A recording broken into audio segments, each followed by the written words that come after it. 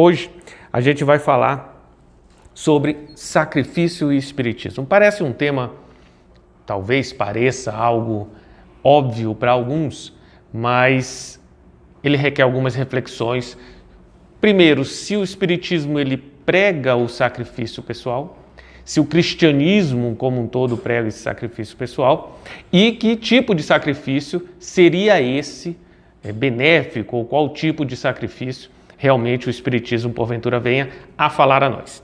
Para a gente começar as nossas reflexões de hoje, vamos ao Livro dos Espíritos, onde os Espíritos já nos colocam, Kardec faz algumas perguntas, a gente vai citar aqui algumas delas, iniciando pela questão de 699, e que os Espíritos nos falam especificamente sobre a questão do sacrifício pessoal.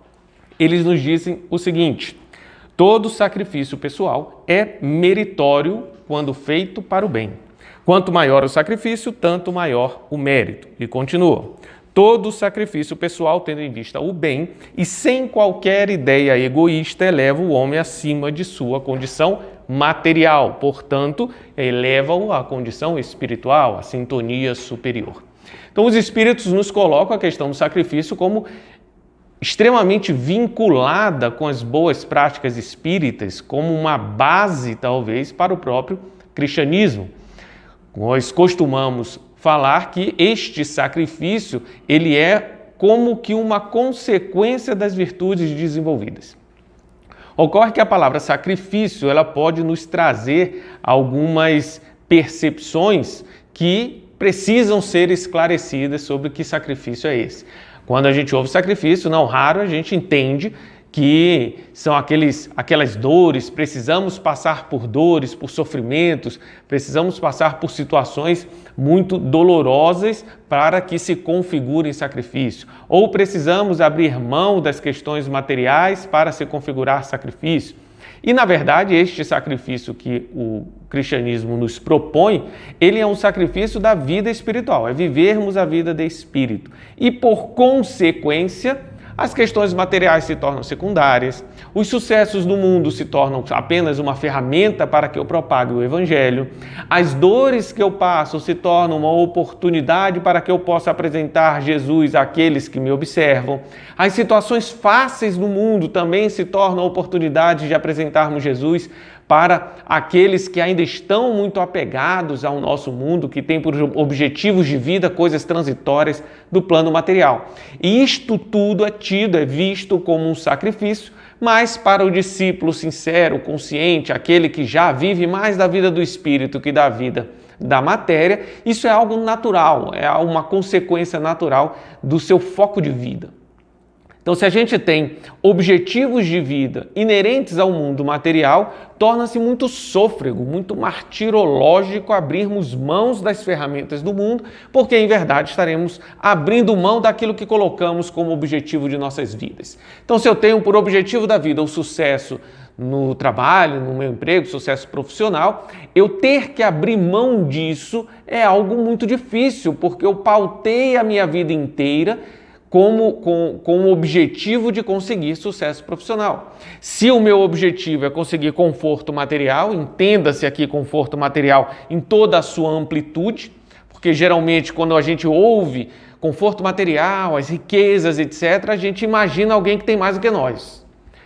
Quando a gente ouve falar das riquezas do mundo, mas quando uma pessoa é beneficiada com a riqueza material, naturalmente, até pelo egoísmo ou egocentrismo, que ainda é uma característica muito inerente a espíritos que vivem aqui no nosso planeta, a gente coloca como alguém que tem mais posse do que nós. Eles são ricos, eu não. Portanto, essa exortação, essa cautela cabe mais a eles do que a mim.